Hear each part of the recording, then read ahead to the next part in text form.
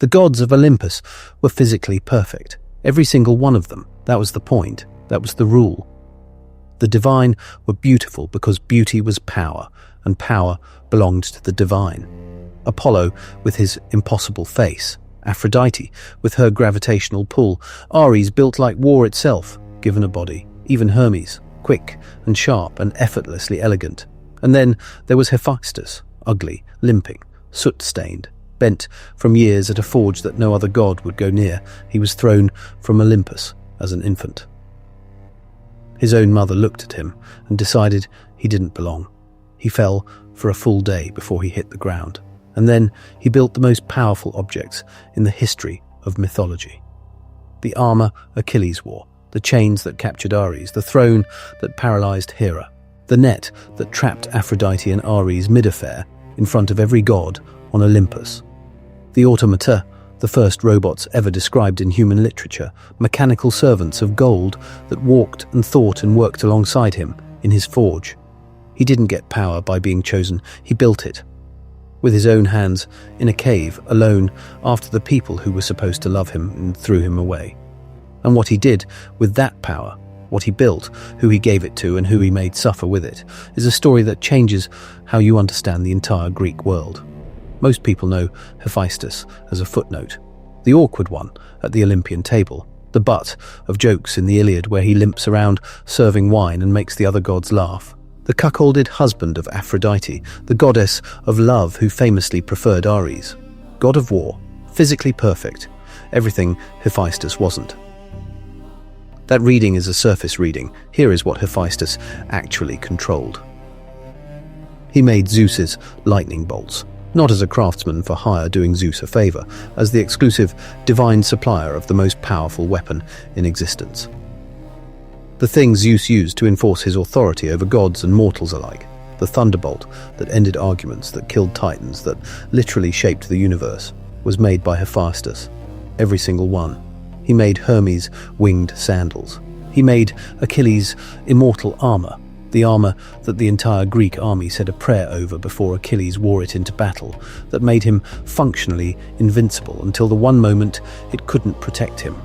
He made Ares's arrows, the arrows that created love, the arrows that, across the entire mythology, determined who fell for whom, which meant Hephaestus's workshop was, indirectly, the origin point for most of Greek mythology's major love stories, tragic affairs, and divine dramas. He made Poseidon's trident, he made Artemis's silver bow, he made the palace of the gods on Olympus itself. The architecture of heaven was his commission, and he made Pandora, the first woman in Greek creation mythology, the one who carried the jar that contained every evil in the world, was sculpted by Hephaestus from clay at Zeus's request as a punishment for humanity.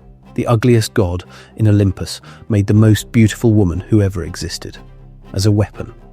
This is the person who was thrown away as a baby. There are two versions of the fall of Hephaestus, and they're both telling. In the first version, Hera threw him. She was pregnant, and when the child was born, ugly, lame, clearly not the radiant divine infant she expected, she threw him from Olympus out of shame, out of disgust. The queen of the gods looked at her newborn son, decided he was an embarrassment, and cast him off the edge of heaven. He fell for an entire day. The ancient sources are specific about this. Not a few seconds, not an hour. An entire day of falling through sky, through cloud, through the cold upper air, alone. An infant who had been alive for less than a day, falling towards the earth at terminal velocity. He landed on the island of Lemnos. He survived, but his leg was broken in the fall and it never healed correctly. He would limp for the rest of his existence. In the second version, it wasn't Hera who threw him. It was Zeus. In this version, Hephaestus had already grown up. He had returned to Olympus, was part of the divine community, and he tried to defend Hera against Zeus during one of Zeus's rages. He stood between his mother and his father, and Zeus grabbed him by the ankle and flung him from the mountain. Same fall, same day-long descent, same island, same broken leg. Different story about who did it. What's remarkable is that ancient audiences held both versions simultaneously without feeling the need to resolve the contradiction. Because in a way, Both are true. Both Hera's shame and Zeus's rage were real forces in Hephaestus' life. The specific moment of the throw matters less than the pattern. The people with the most power, the people who were supposed to protect him, threw him away. He landed among humans on Lemnos, or in some versions was cared for by the sea nymph Thetis, who found him in the ocean and raised him in her underwater caves. Either way, what happened next is the same. Alone in a place that was not Olympus, he discovered the forge, fire, metal, the transformation of raw material into something with shape and purpose and power. He was a child, damaged, abandoned, and he found the one thing in the world that responded to his attention. The forge didn't care what he looked like. The metal didn't care that he limped. The fire worked the same way regardless of whether its master was beautiful or ugly, chosen or discarded. He learned to be the best in the world at it. Not good, not competent, the best. Better than anyone, mortal or divine, who had ever put hands to metal. Better in ways that would take centuries to fully reveal. He built his first forge in a cave on Lemnos, or in Thetis' underwater grotto, depending on which ancient source you're reading. He built the bellows himself, he built the tools, he built the furnace. He taught himself through repetition and failure and the particular kind of focused patience that belongs to people who have nothing else. No social life, no position in the divine hierarchy, no mother coming to check on him. Except the work. There is something that modern developmental psychologists call deep practice, a state of learning that occurs when a person engages with a skill at the edge of their current ability, failing repeatedly, adjusting, trying again. It's different from regular practice in the intensity of attention it requires. It's harder to sustain. It produces faster and more durable skill acquisition. And it tends to occur most naturally in people who have nothing else to do with their attention. Hephaestus had nothing else. No Olympian social calendar. No divine politics to navigate. No affairs. No wars. No games. No ceremonies. Just the forge and the metal and the fire and years of uninterrupted attention to the craft. When he was ready to let Olympus know what it had thrown away, he had spent more focused time developing his skill than any other god had spent on anything. And then, one day, he was ready. The first thing Hephaestus made when he was ready to reveal himself to the divine world was not a weapon, not a shield, not a piece of armor for some hero. It was a throne. And what he did with it is one of the most psychologically precise revenge operations in all of Greek mythology. Hephaestus built his mother a throne, golden, magnificent, the most beautiful piece of furniture anyone on Olympus had ever seen. He sent it up to Olympus as a gift, an anonymous gift at first, or presented in a way that didn't telegraph its purpose. Hera saw it. Golden throne, intricate, extraordinary, clearly the work of a divine craftsman of extraordinary skill. She sat down. Invisible chains locked around her. She couldn't stand, couldn't move. The queen of the gods, the woman who had cast her son from heaven, was sitting on a throne she couldn't leave, built by the child she had thrown away. The gods of Olympus could not free her. They tried. The chains were Hephaestus' work, and no one understood them well enough to undo them.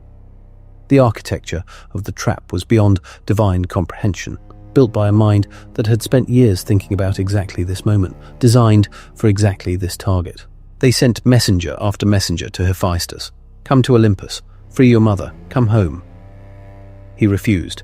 The Iliad records this episode. Other ancient sources elaborate on it. In some versions, the gods sent Ares, a god of war, physically imposing, used to getting what he wanted through intimidation. Hephaestus drove him away. Ares had no leverage. He couldn't threaten a man who didn't care about physical confrontation and who built the weapons everyone else depended on. Finally, they sent Dionysus. Not to threaten, to talk. The god of wine approached Hephaestus with a different strategy. He got him drunk, made him feel welcome, made him feel seen, and, in that state, in the warmth of actual companionship, which he had been denied for most of his existence, Hephaestus agreed to return. The ancient sources describe his return to Olympus in various ways. Some versions involve him riding a donkey, drunk, escorted by satyrs, which reads almost like a triumphant parade. The rejected god coming back not as a supplicant, but as the person everyone had come to need. He freed Hera. She was released from the throne. He was welcomed back to Olympus as a full member of the divine community. He had not asked to come back. He had not apologized. He had not performed contrition or begged for inclusion. He had waited until the people who rejected him needed what he could do. And then he let that need do the negotiating. Think about what this required. It required him to know with certainty that his skill was irreplaceable, that no one else on Olympus could undo the trap he had built, that the chains he had engineered were beyond divine comprehension to solve without him. You only play that hand if you know it wins. You only wait if you're confident enough in your leverage to refuse the offers that come before the right one. And Hephaestus refused Ares. He refused the threat of divine force. He refused everything until Dionysus came. Not with power, not with a threat, but with genuine warmth and companionship. The one thing Hephaestus had been denied since infancy. That was the offer he accepted. Not strength, not status, not an apology from Hera or acknowledgement from Zeus. Someone who treated him like he mattered. That detail is easy to skip past. It shouldn't be. The god who turned rejection into the most comprehensive power in Olympus.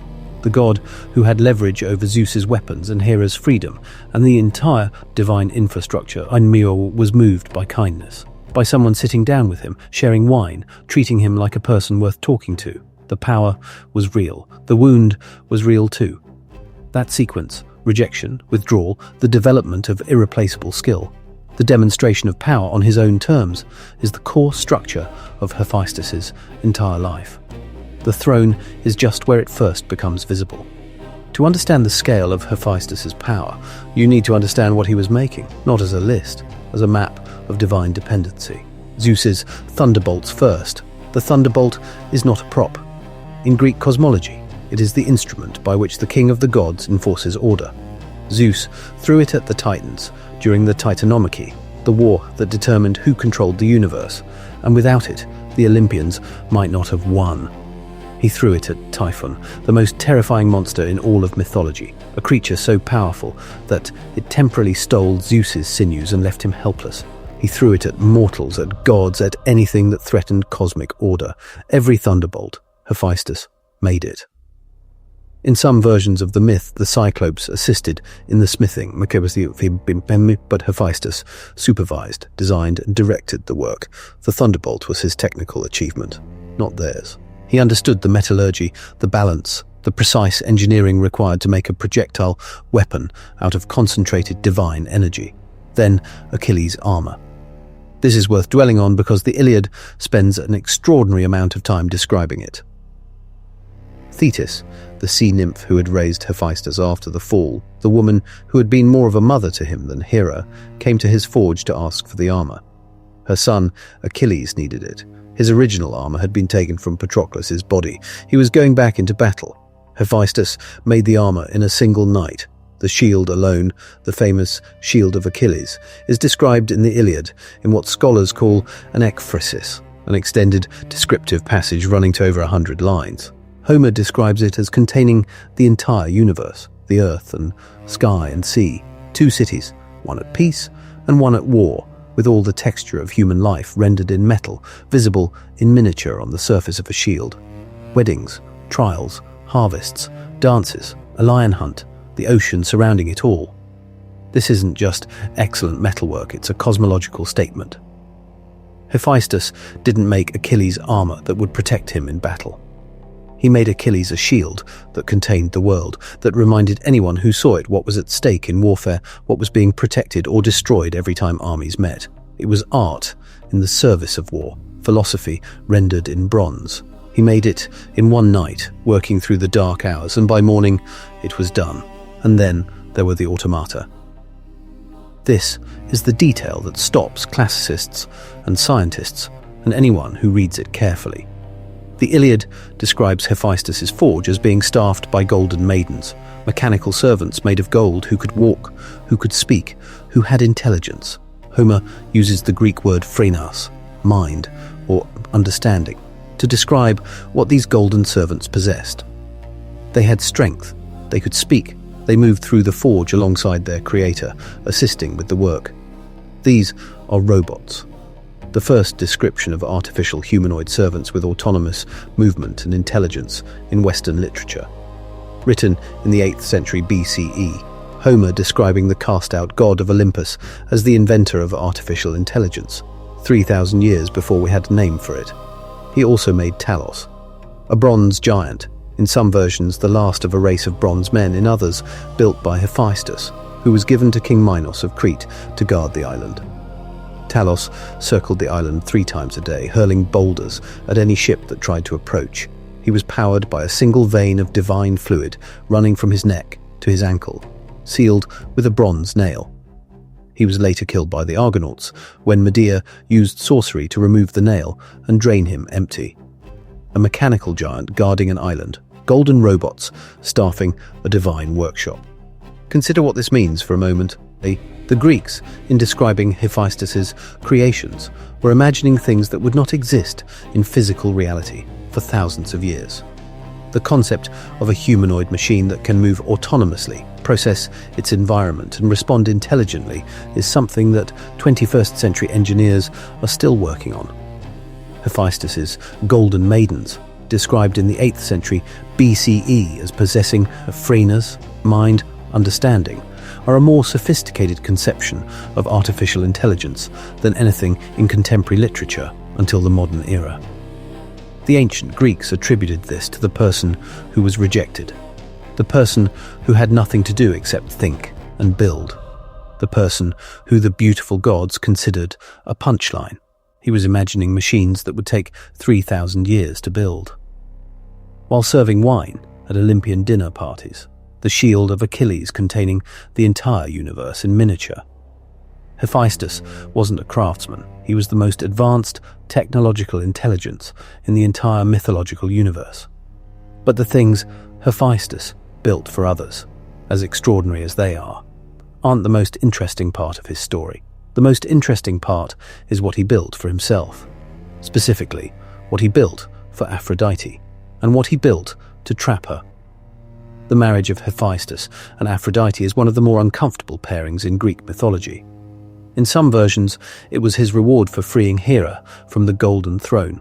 In others, it was Zeus's doing, a political arrangement, a divine marriage that served some cosmic purpose that had nothing to do with either party's preferences. In some tellings, Hephaestus asked for Aphrodite specifically. In others, the marriage was imposed on both of them. What every version agrees on, it didn't work.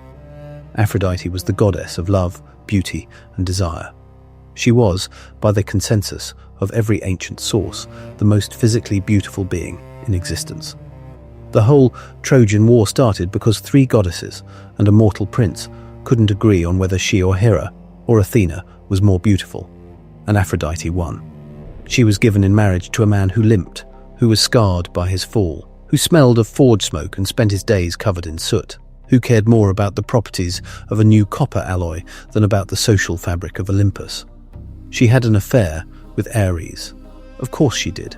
Ares was everything Hephaestus wasn't in the ways that Olympus valued, physically perfect, a god of violent charisma, the divine embodiment of the aggression and glory that the ancient world celebrated.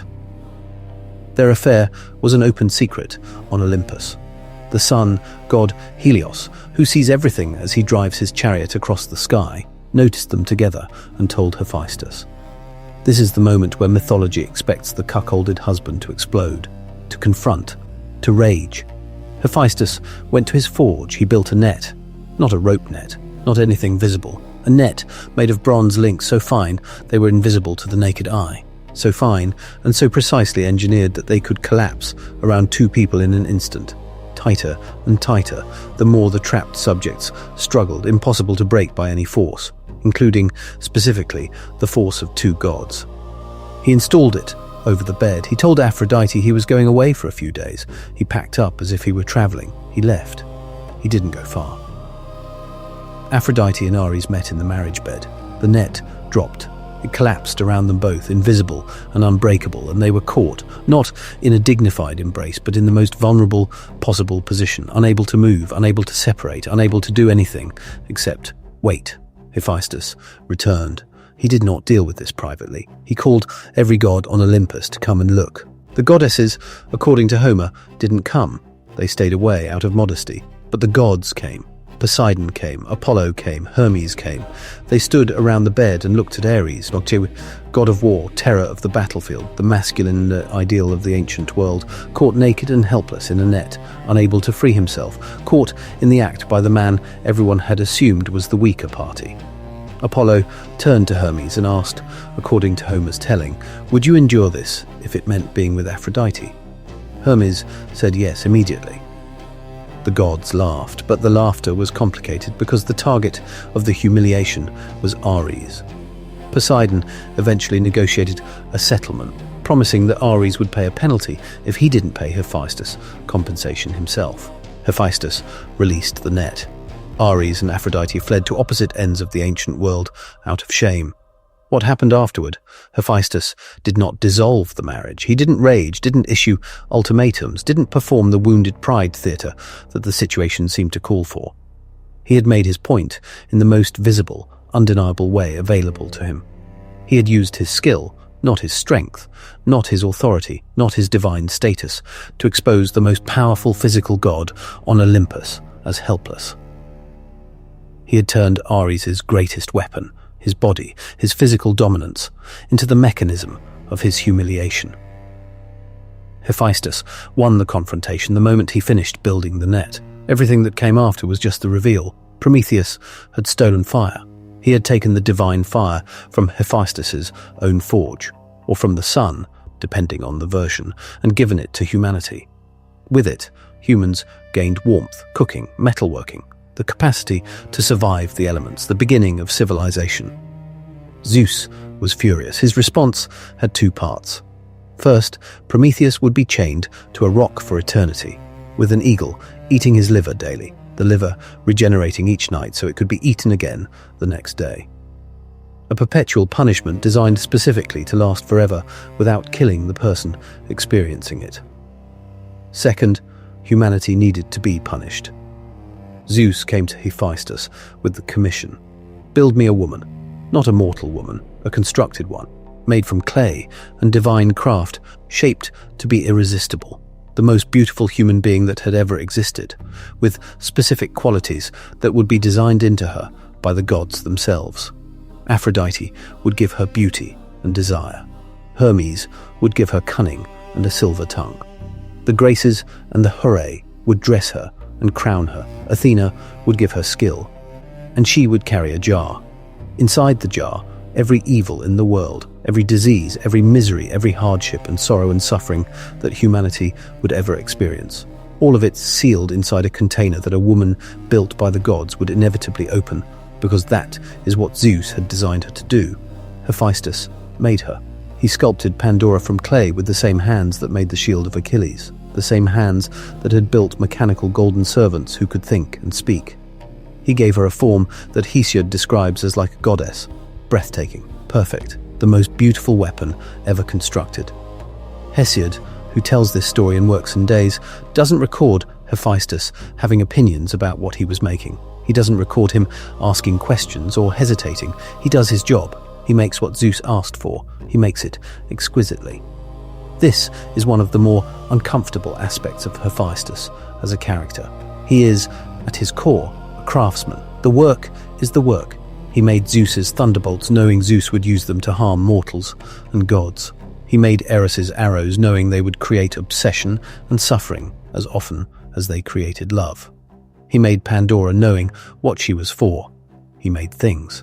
Other people decided how to use them. There's something almost modern about this. The engineer who designs the system, the manufacturer who fulfills the order, the craftsman who does the work and leaves the ethics to whoever commissioned it.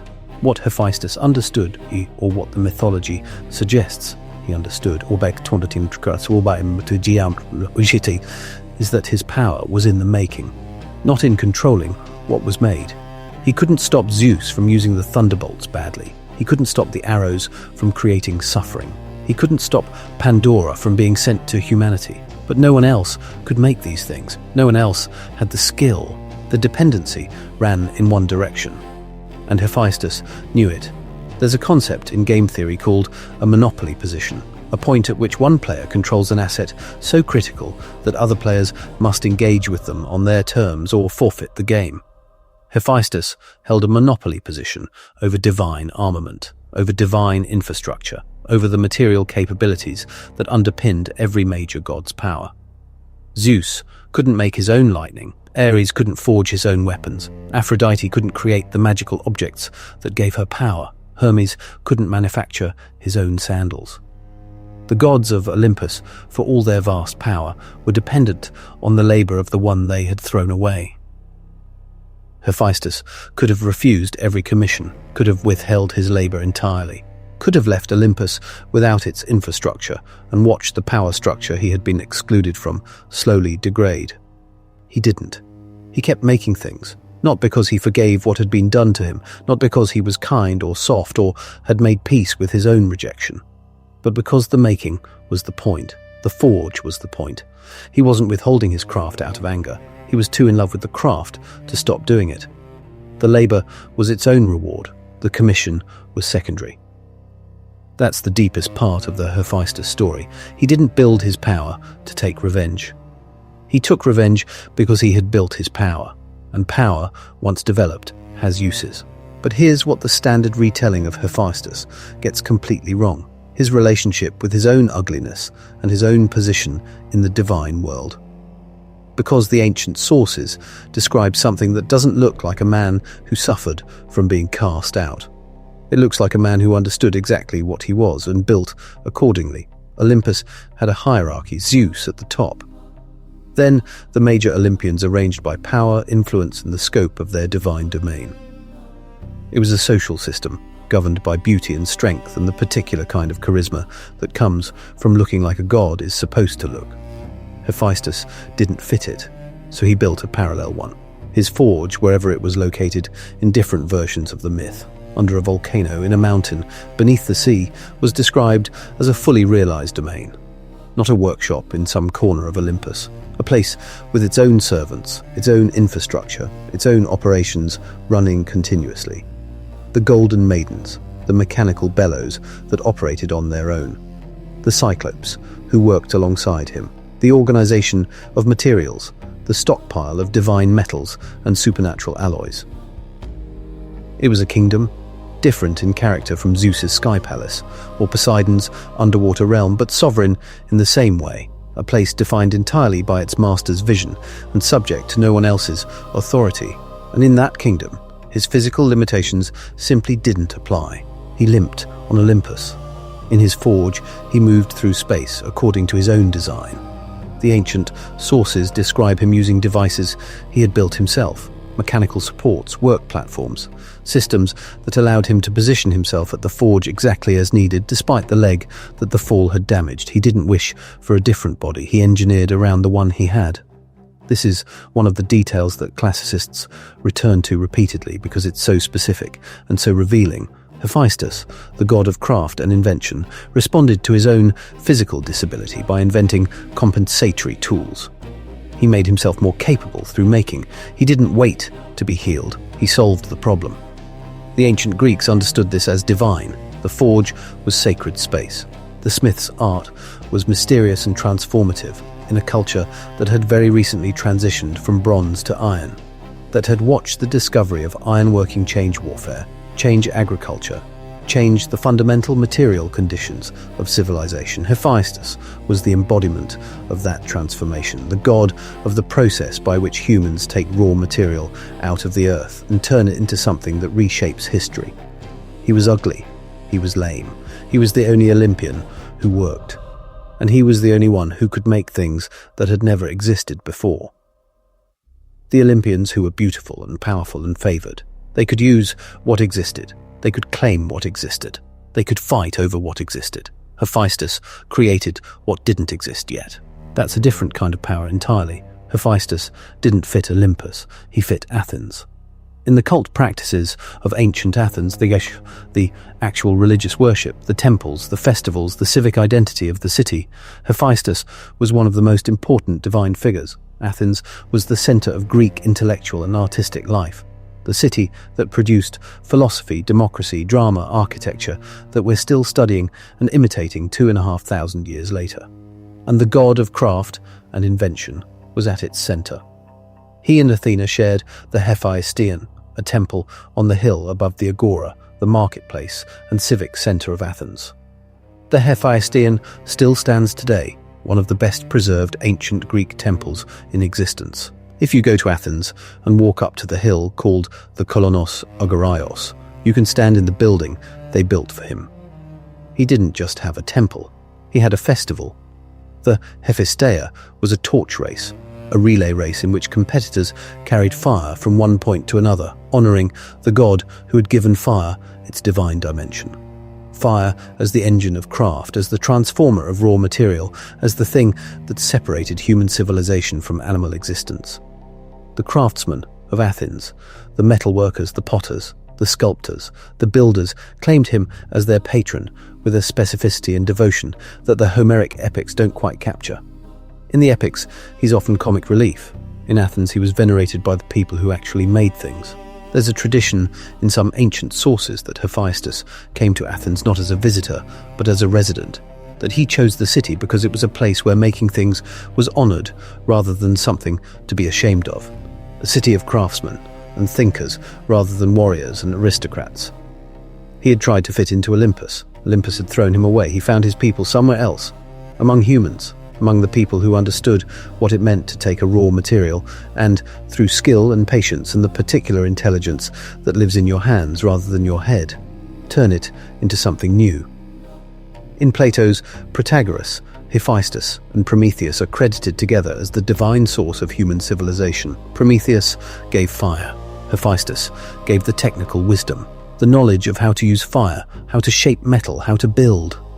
Between them, these two divine outsiders, both of whom suffered at Zeus's hands, gave humanity the tools of its own advancement. The rejected and the punished built civilization. The divine establishment that threw them out got to live in the world that their gifts created.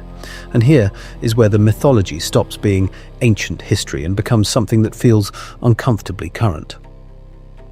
Because what Hephaestus represents, or what his story has always been about, maps onto a pattern that shows up in every era, including this one.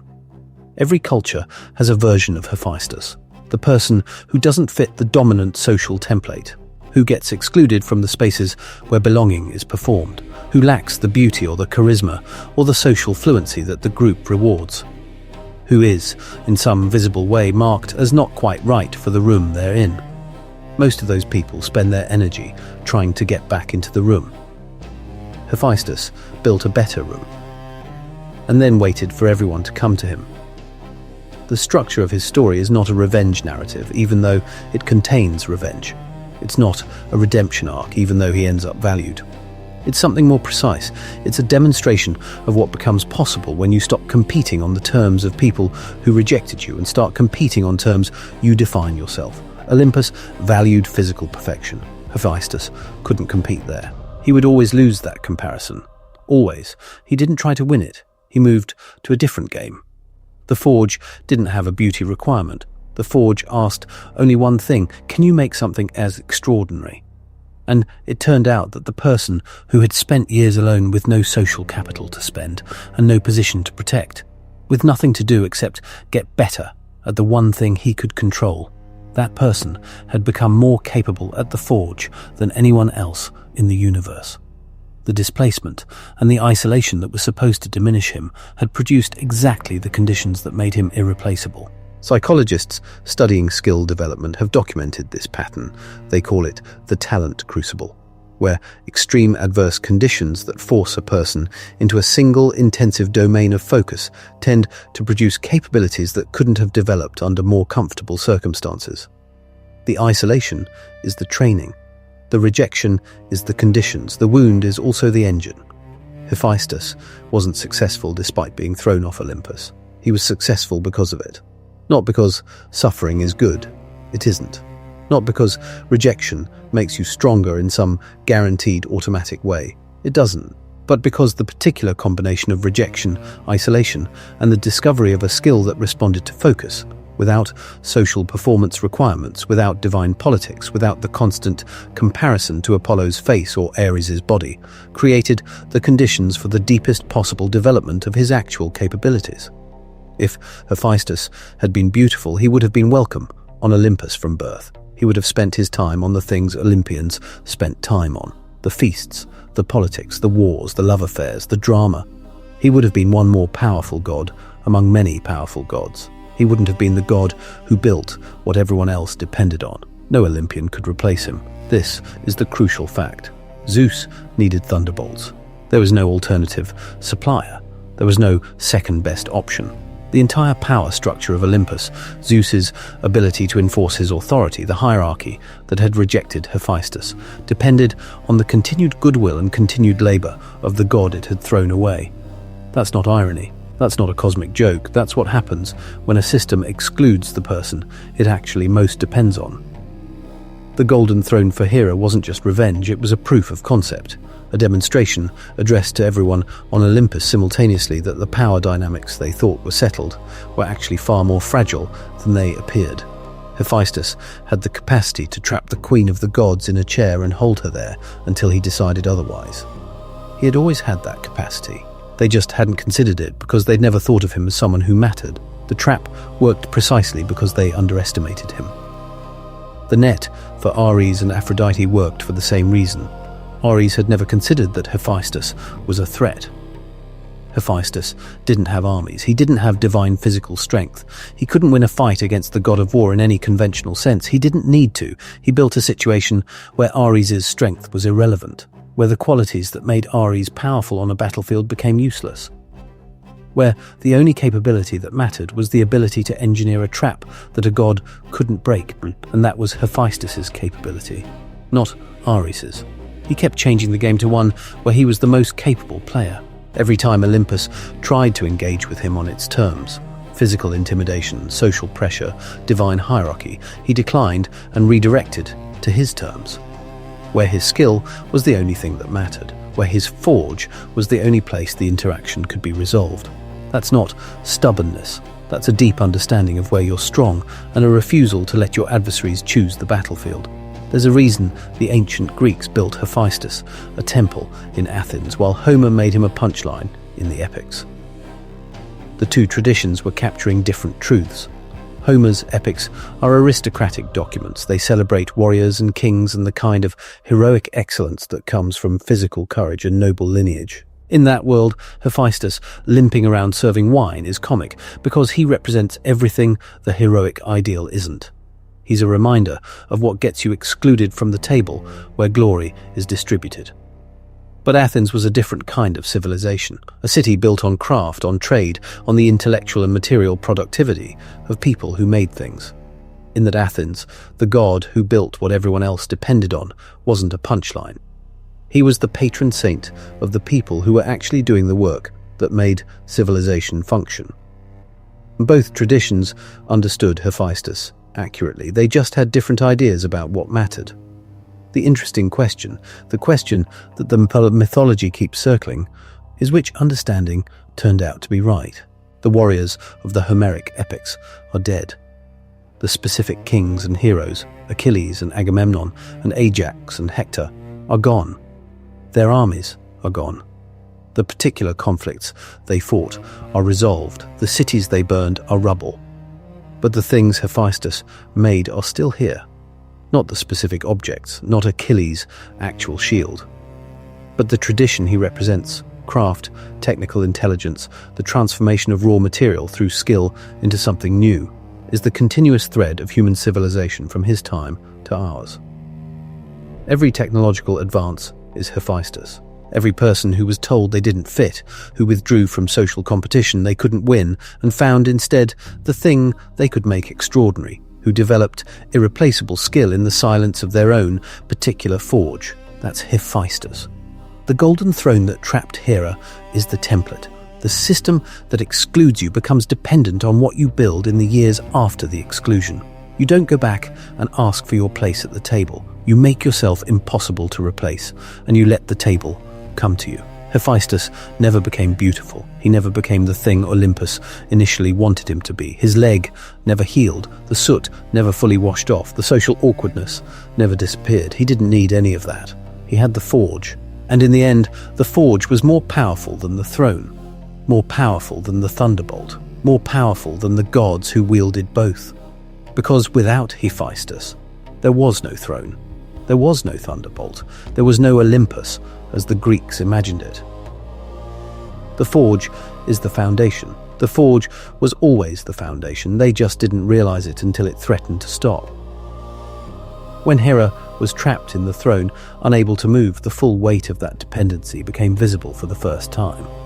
Every god on Olympus was suddenly aware that the limping craftsman they'd considered a footnote held a lever they hadn't known existed. That moment, Hera in the chair, gods unable to help her, messengers being sent to a forge at the edge of the divine world, is the myth's clearest statement. The system needed Hephaestus more than Hephaestus needed the system. He had known this for years. He had just been waiting for the right moment to make sure they knew it too. The ugliest god in the pantheon built the world that all the beautiful ones lived in. The one who was thrown away made the weapons that defended everyone who remained. The one who didn't fit the room built the architecture that held the room together. We're still telling his story 3,000 years later, because every generation produces people who feel the fall, who hit the ground on Lemnos and have to decide, do I spend my life trying to climb back up to the place that threw me off, or do I build something in the crater that the fall created? Hephaestus's answer was the forge. The question the myth keeps asking across 3,000 years is what yours is. Not what your forge looks like, not what you're going to make, but whether you're still spending your energy trying to get back into the room that threw you out, still auditioning for approval from people who decided you didn't belong, or whether you've stopped competing on their terms and started building on yours. Hephaestus never got an apology from Hera, never got an acknowledgement from Zeus that the throw was wrong. The Golden Throne wasn't an apology. It was a demonstration of leverage, and when Hera was freed, the conversation was essentially over.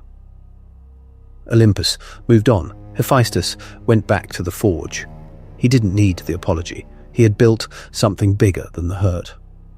That's the myth. That's always been the myth. The gods who were beautiful and favored and welcomed, they're remembered as characters in someone else's story. Achilles' story, the Trojan War's story, they're the backdrop, the names on weapons, the forces that collide. Hephaestus is remembered as the reason any of it was possible. The forge is still burning. It never stopped.